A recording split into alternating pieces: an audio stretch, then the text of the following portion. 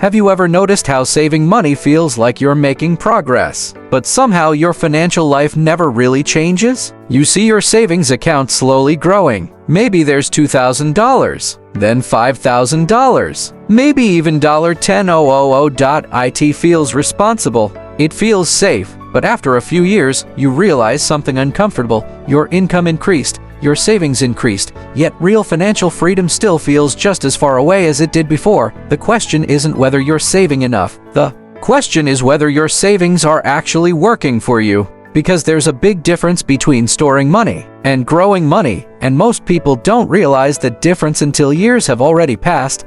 Let's imagine someone named Alex. Alex is 29 years old and lives in Denver. After taxes, Alex brings home about $4,600 every month. Rent is $1,700, the car payment is $420, insurance, fuel, and maintenance at another $350, student loan payments take another $280, groceries, utilities, subscriptions, and everyday spending consume roughly $1,300. After everything is paid, Alex manages to save around $550 each month. Compared to many people, that's actually pretty good. Every payday, the money goes straight into a high-yield savings account.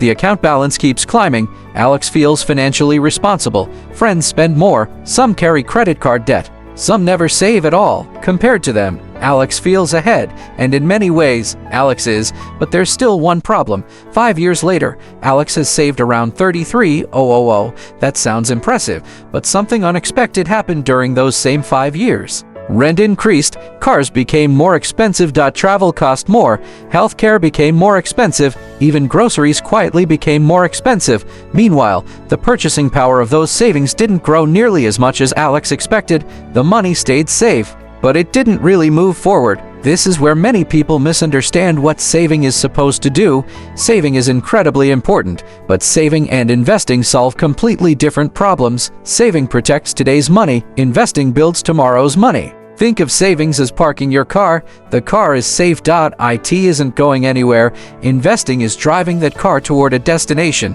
There's movement, there's progress. Without investing, you're simply parked. Let's look at the math. Suppose you save $500 every month. After 10 years, you've contributed $60,000.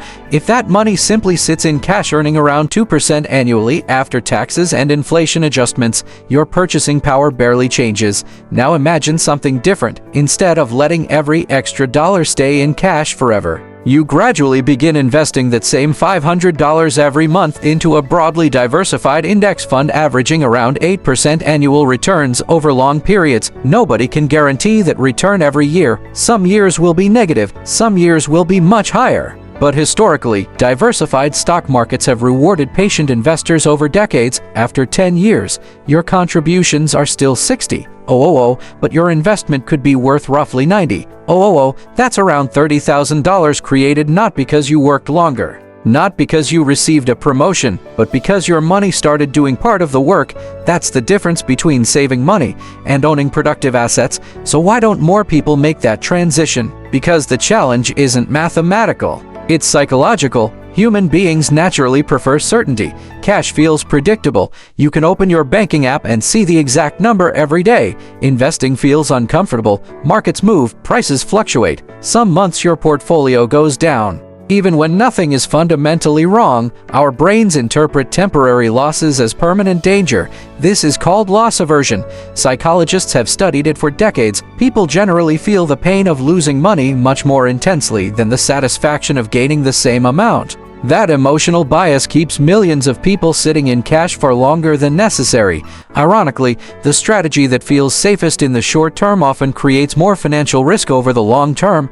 There's another reason. Most people believe investing requires being rich first. So they create an invisible finish line. I'll invest once I have $20,000. I'll start after I buy a house. I'll begin after paying off every small expense. Years pass, the finish line keeps moving. Meanwhile, time quietly disappears, and time is the one asset investing depends on most. Because investing isn't mainly about large amounts, it's about long periods. Imagine two friends. Emma begins investing $300 every month at age 25. Daniel waits until age 35 because he wants to feel financially ready. Daniel invests even more. He contributes $500 every month. He works harder. He saves more. But Emma had something Daniel can never recover: 10 extra years. That's why compound growth feels almost unfair. It rewards patience more than perfection. Small amounts invested consistently often outperform larger amounts started much later. Financially intelligent people don't see saving and investing as competing choices.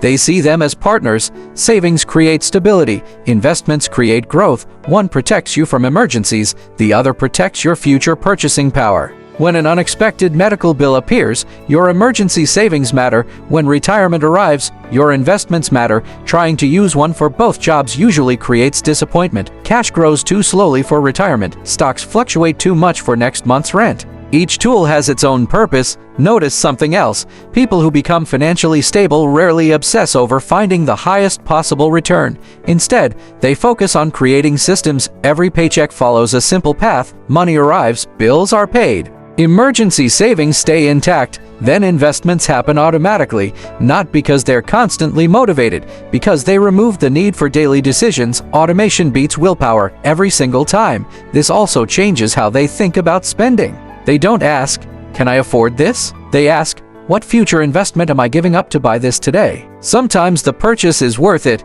sometimes it isn't, but the question itself changes everything, because every dollar has multiple possible futures. Once you understand that, money becomes less emotional and more intentional.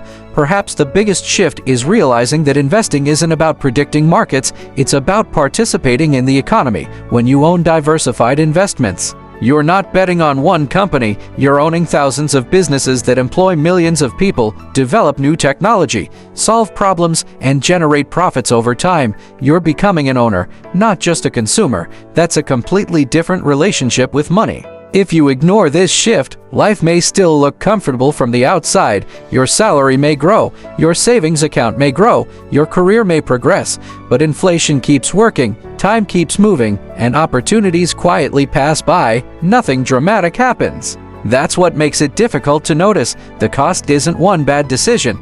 It's years of missed growth that can never be recovered. Turning saving into investing isn't about becoming aggressive. It isn't about chasing trends, and it certainly isn't about getting rich quickly. It's about recognizing that money has different jobs. Some dollars should keep you safe, others should quietly build your future while you focus on living your life. Once you understand that distinction, financial decisions become surprisingly simple. Not easy, but simple, and over enough years, simple decisions repeated consistently often produce extraordinary results. If you found this perspective helpful and want more calm, evidence-based discussions about money and long-term wealth, consider subscribing for future videos.